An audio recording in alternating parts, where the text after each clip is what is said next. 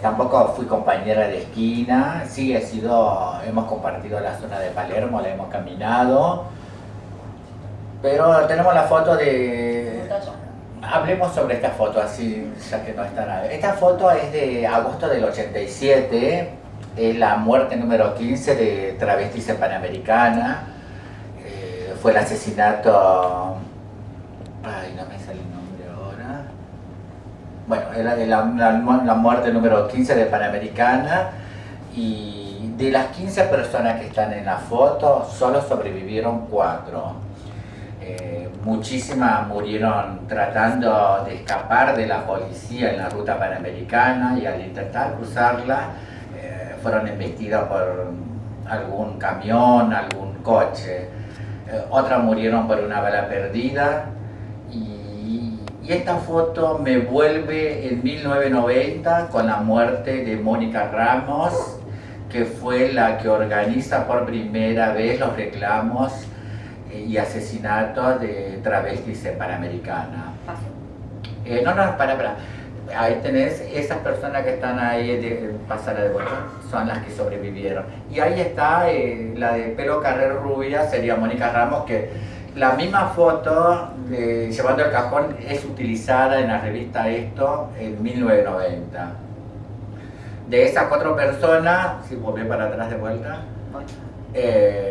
está la que está llevando el cajón de tapado clarito, es Perica Burrumeto, que vive en el exilio en Italia.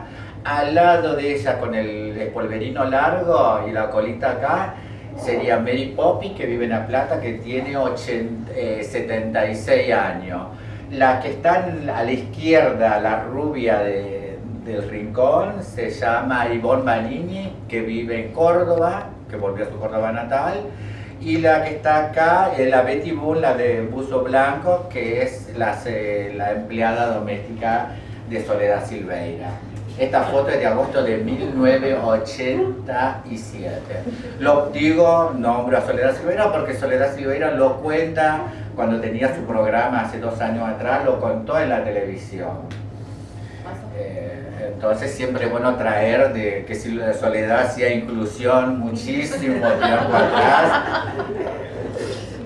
al incorporar a su servicio doméstico, ¿no? Y mirá cómo nosotras íbamos al velorio, porque los velorios han sido un gran encuentro de resistencia entre nosotras.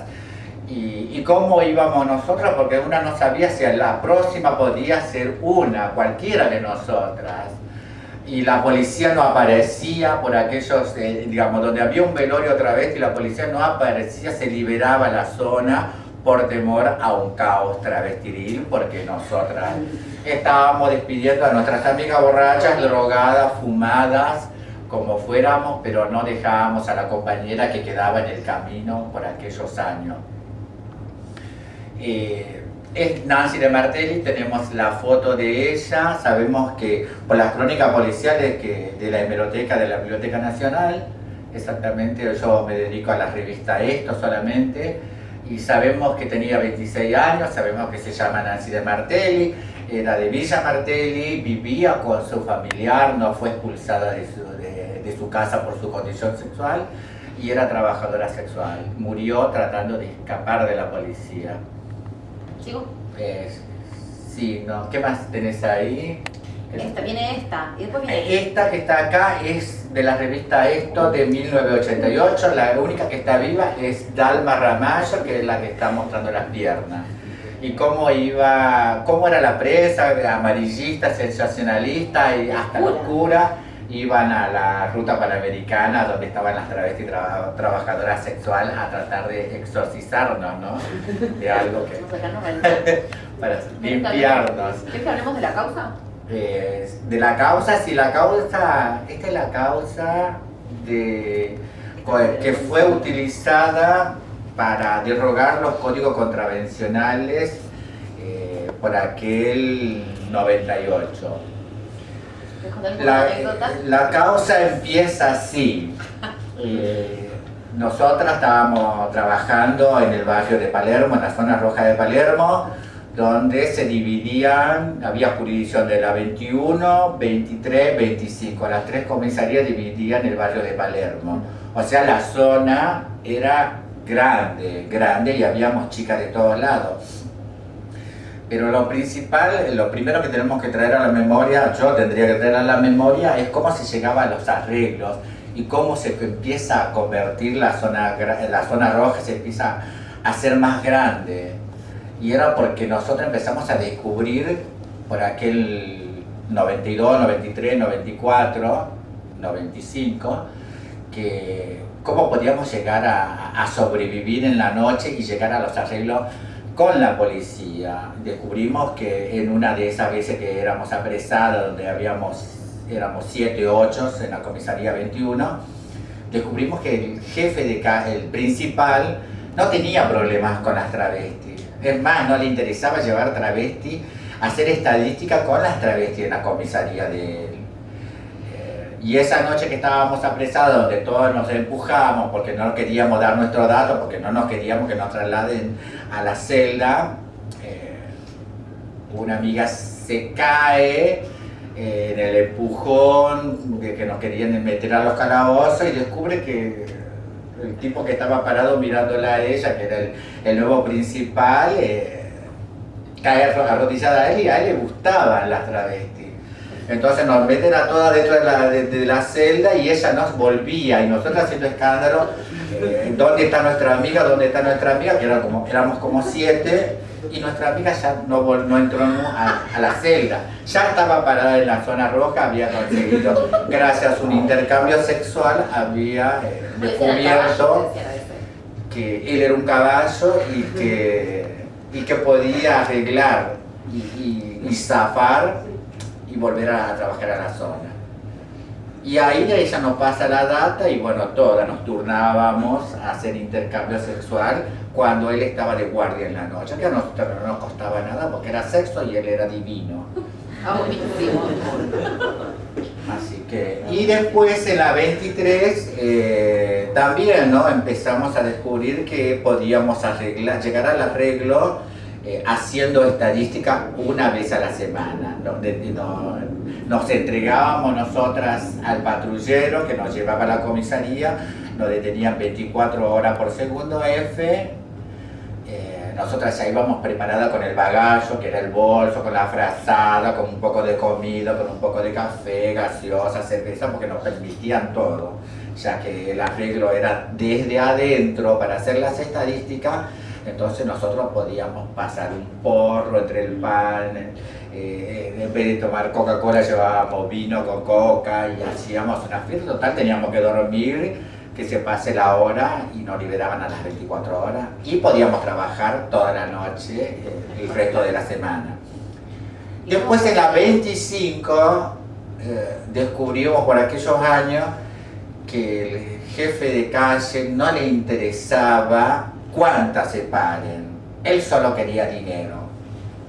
Entonces empezó a llegar una migración impresionante de chicas de todas partes de Capital Federal a la zona roja de Palermo, y pagábamos 50 pesos por persona.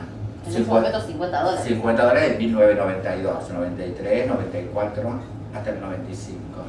Entonces Palermo se convierte de un día, de una noche para la otra, en una marea de trabas desnudas caminando, porque éramos 5 o 6 personas en cada esquina. Las personas que son mayores de 30 años recordarán que las crónicas televisivas mostraban el vecino contra travesti y el caos puteril que había ahí, que nosotros éramos barderas y caminábamos orgullosas, porque hay que decir que esa pseudo libertad que nosotras conocimos fue gracias a la coima, porque nosotros no podíamos salir a la calle.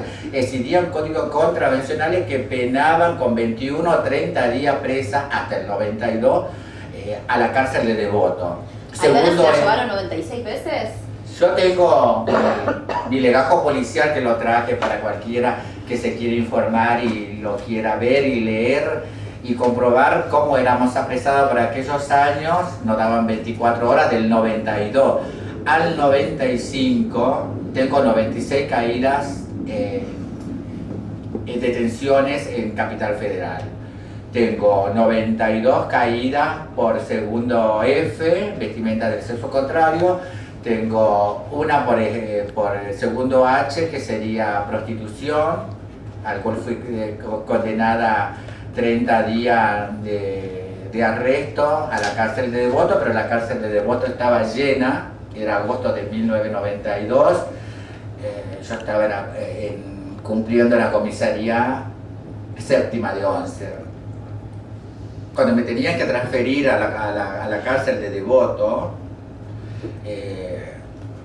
no me transfieren porque, no me trasladan porque la cárcel estaba llena. Estamos hablando de 1992. La cárcel está, el pabellón travesti estaba lleno. O sea, no había lugar para mí y yo me tuve que quedar cumpliendo, tenía que cumplir los 30 días en la comisaría séptima. Y sobreviví a pan y agua y pedazos de pizza que me tiraban los otros detenidos.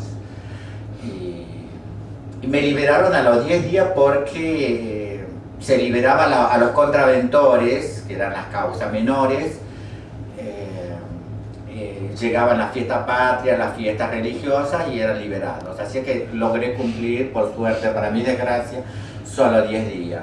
Y después tengo, de esas 96 caídas, tengo 3 caídas o 4 caídas por averiguación de antecedentes en el departamento de moralidad. Porque en ese momento, moralidad era el ente como que tenía acá para que perseguía todas las expresiones sexuales y a las trabajadoras sexuales. Y moralidad era la única que no aceptaba la coima. No, esta luz no.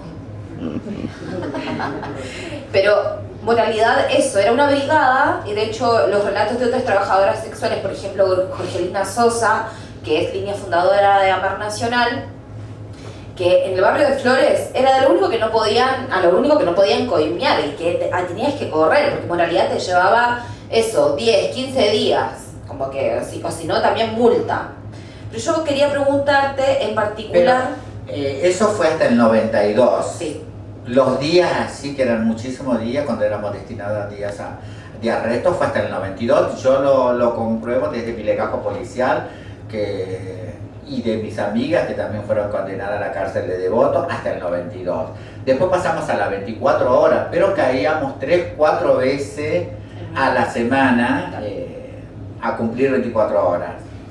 Y a mí, yo tenía ganas de preguntarte un poco sobre esta en particular, que fue este escándalo donde habían... ¿te acordás que vos me contabas que agarrabas el tacho de la escupidera y...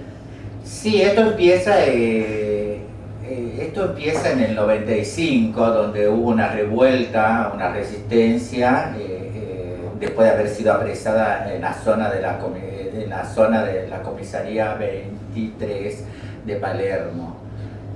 Unos meses, una semana antes, en la zona roja, ya se había cortado todos los arreglos, no sabíamos el porqué de que empezábamos a caer detenida una y otra vez todas las noches. Se acaban los arreglos de la 21, se acaban los arreglos de la 25 y también se arreglan los de la 23.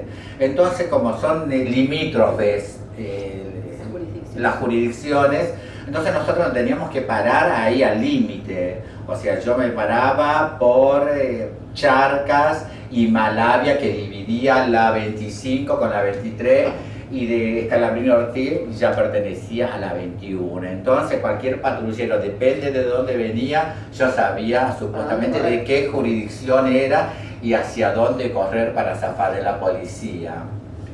Pero unos meses, unas semanas antes se había mudado al barrio de Palermo Claudia Pia Baudraco con María Belén Correa, y empiezan las reuniones de ATA.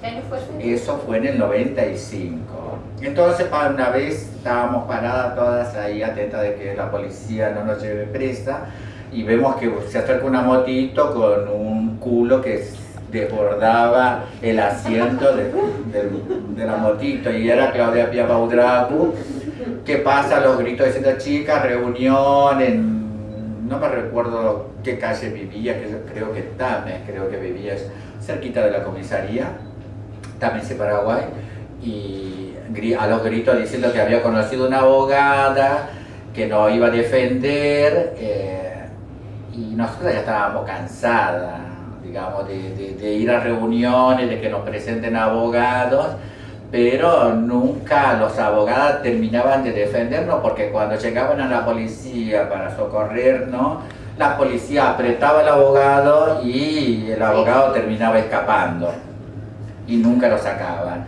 Estábamos cansadas de eso, entonces fuimos un poco desilusionadas a las reuniones. En este caso hablo por mí, porque una estaba acostumbrada a pagar a la policía y caminar desnuda por Palermo orgullosa, porque era, en la zona roja conoció un poco de libertad, que era una pseudo libertad, que una se engañaba en la noche porque podías recorrer en taxi, caminar la noche, cosa que no lo podíamos hacer en el día por aquellos 90, ¿no? Y así que llegamos al departamento de Claudia Pía Baudraco y María Belén Correa, a escuchar qué propuesta nos traía. Esta abogada que nos enteramos que era Ángela Bani, que después fue la que nos defendió todos los 90, a todas, a nosotras, ¿no? Y nosotras, como siempre, viste que somos de hablar mucho, y imagínate 12 travestis hablando, gritando, poniéndose de acuerdo, qué cosa, qué podemos hacer para resistir, porque la opresión había vuelto porque se habían acabado los arreglos policiales. Y ella escuchaba que nos llamaban presa por el segundo F. Entonces, después que terminamos de hablar todo, ella dice, chicas, y bueno, si la llevan por... Ángela Bani dice, chica, bueno, si la llevan por segundo F, por vestimenta de mujer, ¿por qué no se empiezan a vestir de hombre? Se calzan el pantalón y una camisa y zapatilla y documento en la mano. Te imaginas todas los gritos, la que éramos orgullosas trabajadoras sexuales, empezamos a los gritos, que cómo puede ser que después de tanta lucha nos quieran vestir de hombres a nosotras. Así que fue mi descontento, yo creo que fue la primera y la última que concurrí, porque no recuerdo si habrá habido otra, porque yo dejé de ir. Lo que sí empecé a ver en la zona fue que las noches siguientes fue que empezaron a aparecer chicas de jean, camisa y documento en la mano, que eran contaditas. En ese estaba Nadia Chazú, Mónica León, obviamente que Claudia Pía Baudraco, Belén Correa y todo ese grupo. Primero eran contaditas porque tampoco confiábamos que esa podía ser la solución de que no nos lleven presa. Habíamos probado tantas cosas ninguna sin éxito, que esto tampoco estábamos. Claro, ya descreída.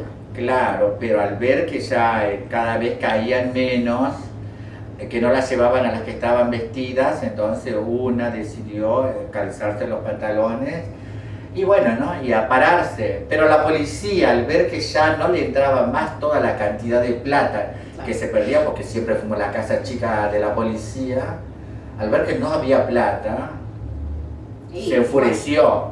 Y cuando se enfureció, una noche arrasa con toda. La 25 se llevó un montón de chicas, la 21 se llevó un montón de chicas, y la 25, donde éramos 5, después descubrí que éramos 5 cuando llegamos ahí presa. ¿Cómo fue ese día Ese día primero fue correr de la policía. Me logro esconder, pero yo estaba parada con Dalma Ramallo, y Dalma Ramallo, por cantar Precio a un cliente, se logra escapar a correr unos segundos después, pero la policía ya la había visto. Ella cae en su corrida, cae a mitad de la calle, y con el culo siliconado empieza a rebotar en la calle y va a parar justo donde yo estaba escondida. Pero bueno, la policía ya la había visto, que se baja por ella y me descubre a mí bajo el coche. Claro, y ahí fueron. Así que no me enojé con ella porque fue tan graciosa su caída. Que, bueno, nos empezamos a reír y dije, bueno, si arreglamos, me dice ella, Ivana, no te preocupes, salimos igual porque yo arreglo siempre con ella. Yo también le dije, pero bueno, vamos. Cuando llegamos a la comisaría nos encontramos que ya estaba el griterío y estaba Mónica León Nadia Chazú y Mariana Montesino. Nadia Chazú fue como media icónica en términos de militancia en la zona, era una trabajadora sexual trans orgullosa de su trabajo y ella organizó tenía una de las primeras organizaciones que se llamaba Otras. Y bueno, cuando entramos ahí sentimos todo ese quilombo y lo vimos y dije, bueno, de acá no salimos. Le dije a mí misma y bueno, ¿no? Entonces ya empezó el quilombo, que Mónica no quería entregar los datos ni entregar sus pertenencias, estábamos todas vestidas de jean y remera o camisa y zapatillas, así que sí, después todas nos pusimos de acuerdo en que no íbamos a entregar nuestros datos, mostrábamos nuestro documento en la mano e igualmente no querían encerrar. Y fue así, ¿no? Entonces, en esa pelea de empujones, agarran a Mónica León para zafarse se abraza de esas macetas gigantes que tiene la sala de la comisaría y la policía para que ella suelte esa maceta le empieza a pegar en las manos y en ese tironeo la maceta se cae y se rompe en el piso. Nadia Chazú agarra un poco de tierra y empieza a tirarle a los ojos a los policías, agarra un pedazo de maceta y se lo revuela a otro. Y yo veo que los policías sacan la goma y le empiezan a cagar a gomazos y le empiezan a arrastrar. Y yo dije, Dalma dijo, Mariana Montesino dijo, yo voy solita a la celda. Dalma dijo, no, por favor, no me golpeen. Yo no sé si se escapó ella haciéndose la gata, porque no la vimos tampoco.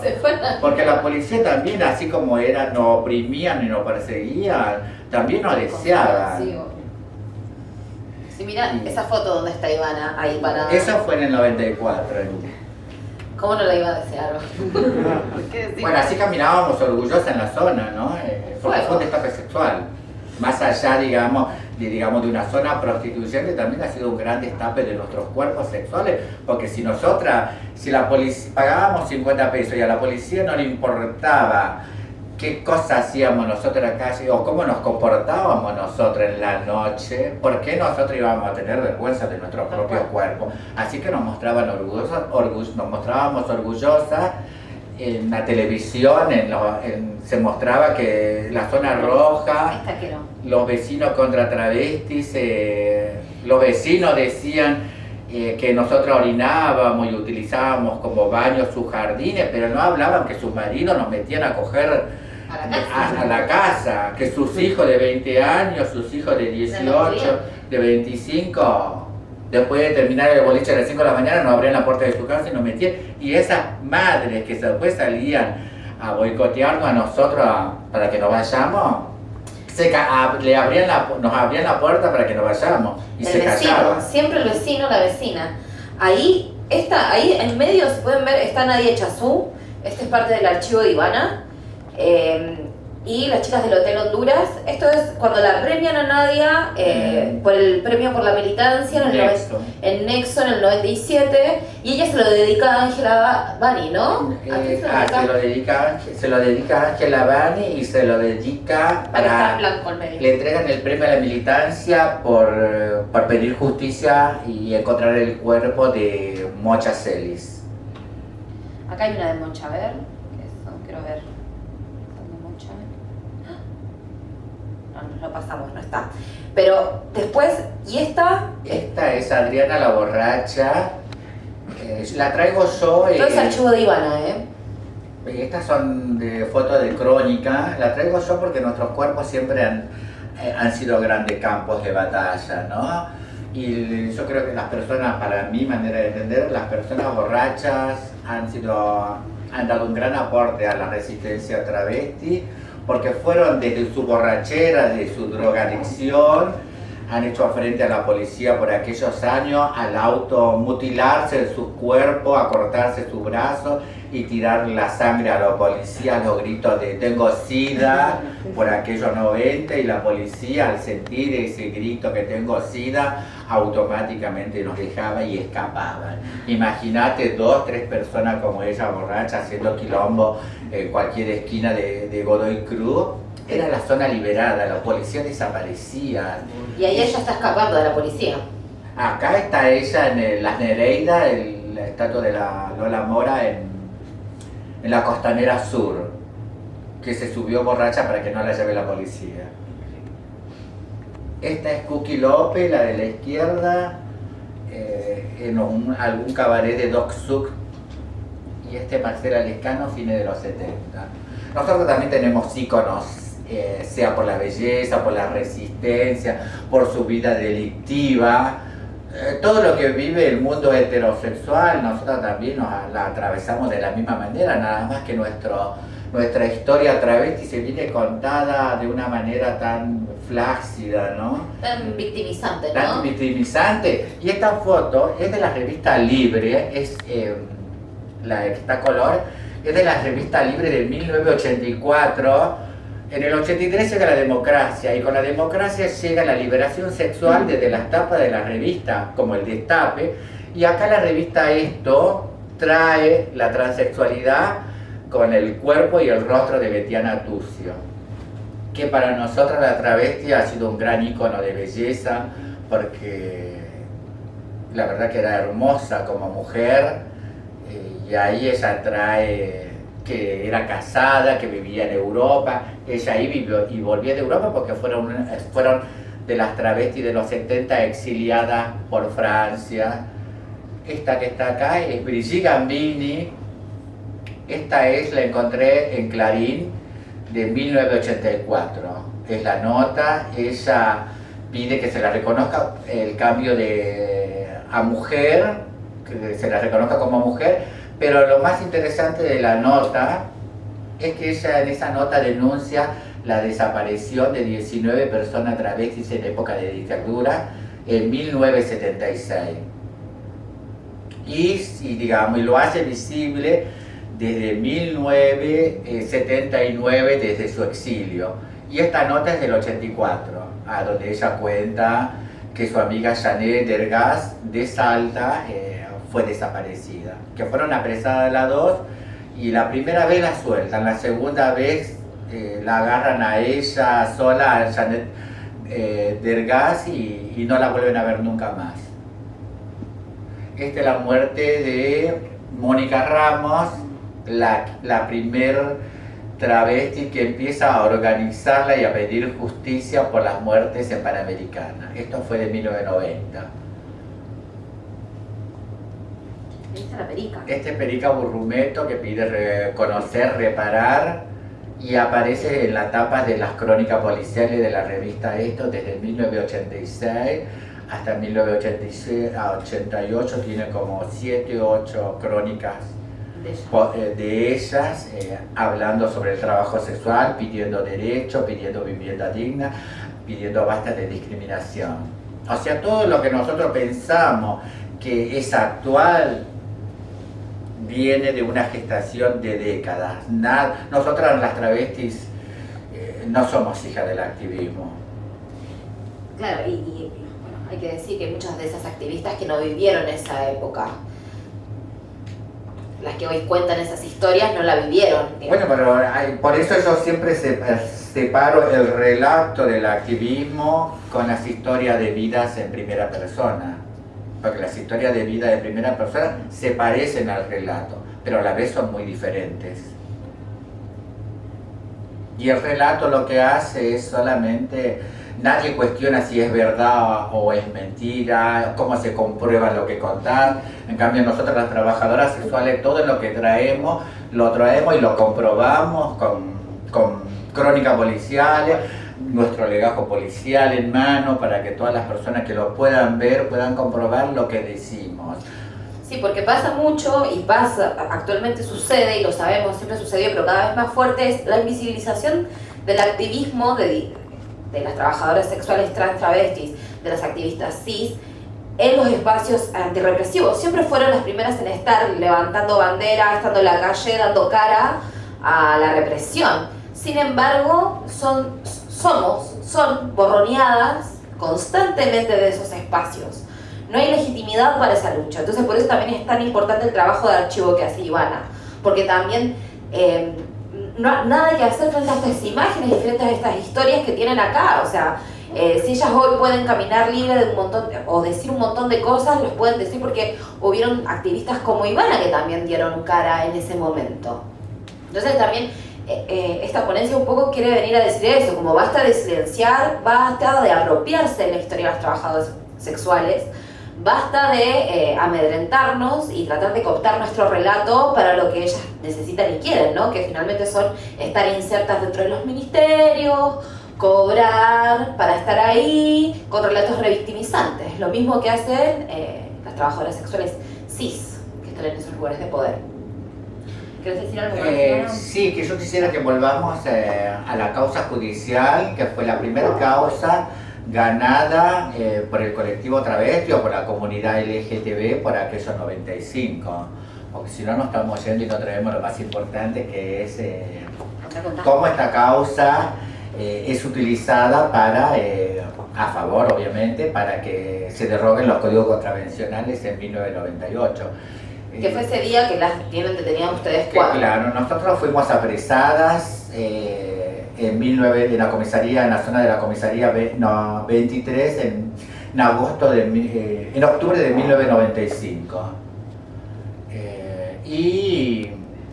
Después de todo ese escándalo dentro de la comisaría, logran que ustedes... No, pará, que bueno, estábamos contando de que se la arrastran a Mónica León, a Nadia Chazú, al sótano donde quedaban las celdas, y quedo yo sola, y al ver toda esa golpiza dije, bueno, no quiero que me pase lo mismo, porque una gritaba acompañada con los gritos, no le pegué, que hijo de puta. Bueno, entonces se me ocurre a mí protegerme bajo un escritorio, y me agarro de las patas para que no me den palos en la espalda. Los policías, al intentar sacarme debajo del escritorio, me tironean de las piernas y se cae el escritorio, se cae la computadora, y yo estaba agarrada de las patas y veo que había un escupidero de metal de este tamaño, pero no era de aluminio, era de hierro.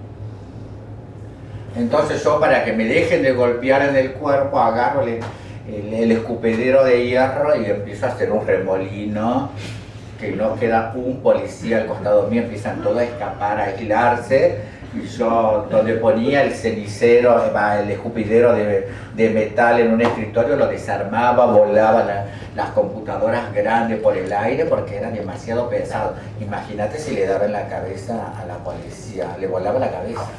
Por suerte no pasó eso.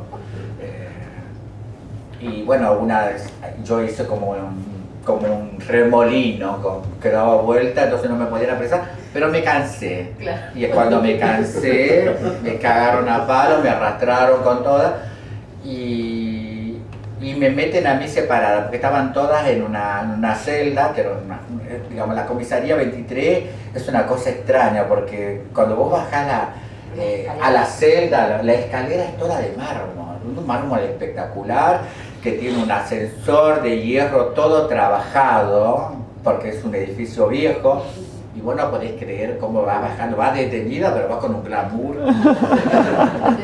Porque vos no podés creer, la celda, todo en mármol, no sé qué cosa era un palacete, no tengo ni idea, pero todo es un espectáculo, que el espectacular del mármol y el frío te atraviesan los huesos. Y yo recuerdo que me colgaron, me pusieron separada, digamos, de Nadia, de Mónica y de Mariana Montesino, y me ponen en una celda chiquitita colgada por hacer más escándalo y romper muebles del Estado, me ponen esposada, colgada de la reja de la celda donde está.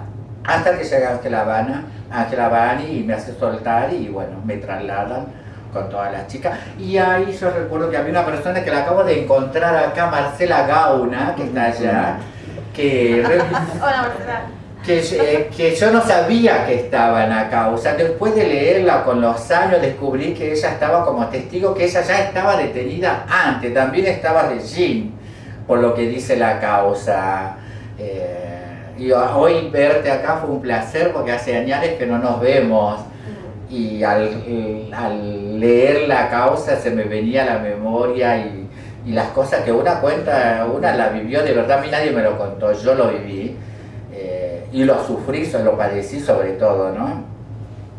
Y esta causa la presentó la colectividad para mostrar cómo éramos perseguidas por aquellos años. Y por suerte los códigos contravencionales se derogaron en el 98, tuvimos un poco de tranquilidad de poder caminar por todo Capital Federal sin que nos lleven presa, detenida 24 horas. Duró poco, porque habrá durado un año, porque en el 2000 vuelven los códigos de convivencia y nos vuelve a perseguir la policía, vuelven a aparecer los Falcon, con un fiscal que nos filmaba para comprobar que estábamos trabajando o ofreciendo el sexo en la vía pública y ya no nos mandaban 24 horas detenidas, nos mandaban a cumplir tareas comunitarias. Y también fui a cumplir tareas comunitarias. ¿A dónde fuiste? Pero también cuando pasa esta causa y que después es lo que hace que bajen ese código, el 2F, es que a ustedes se las llevan arrestadas, incluso cuando estaban vistiendo supuestamente ropa de hombre. Claro. O sea que ahí se empieza a plantear, como está en la otra diapositiva, el hecho de cómo puede ser, o sea, si las travestis van a utilizar ropa de mujeres, como también ver como la historia de este primer asentamiento o un primer fallo, medio con una perspectiva de género, fue gracias a trabajadoras sexuales que trabajaban en la calle. Digamos, si por aquel entonces empezó a caminar libremente, fue gracias a las trabajadoras sexuales, que fuimos 5, que fuimos las encausadas, y nos pedían 1 año y 6, en mi caso, 1 año y 6 meses de prisión por resistencia, destrozos, resistencia y desacato y destrozos de inmuebles del Estado. Así que aquí por aquello, no sé si que pusimos el cuerpo, fuimos nosotras las trabajadoras sexuales de Palermo. ¿Querés contar algo más para ya ir cerrando? Sí, Me dicen ahí que hay que ir cerrando. Así, lo que trae la causa, que éramos perseguidas en sí por nuestra identidad de género. Hoy en día se dice identidad de género, para aquel entonces por nuestra condición sexual, porque habían códigos contravencionales avalados por el Estado que se perseguía la condición sexual. O sea, nosotros íbamos por la calle y éramos una contravención caminando. O sea, cualquier policía no podía detener y llevar 24 horas. Nosotros, al vestir de jean, zapatilla y documento en la mano, sin maquillaje, sin nada, siempre encontraban algo para llevarnos detenidos. Sea las uñas largas, el pelo largo. Las uñas pintadas. Sí, la uña pintada, la uña larga era lo mismo. Sí, bueno, sabemos que eso sigue ocurriendo. O sea, no es que dejó de suceder, capaz dejó de suceder a vista de muchos de nosotros, pero eso sigue sucediendo en muchas de las provincias, sigue pasando, sobre todo ahora, bueno, por ejemplo acá en La Plata con el nuevo código de convivencia, el código de inconvivencia de Julio Garro, que viene a penalizar cualquier muestra, cualquier gesto que tenga que ver con el ofrecimiento sexual en la vía pública, ¿no? Y a pesar de que dicen, bueno, sé que si se ve en algún lugar en un ambiente donde no está destinado eso es lo que dice el código, pero finalmente sabemos que ellos siempre van a tener una excusa para poder interceptar el trabajo sexual. Entonces, gracias por estar hoy acá con nosotras, con nosotros. Les agradecemos el espacio a Santi, a Dani y a Maggie. Y eso, que no se olviden que pueden ser perseguidos por homosexuales en La Rioja.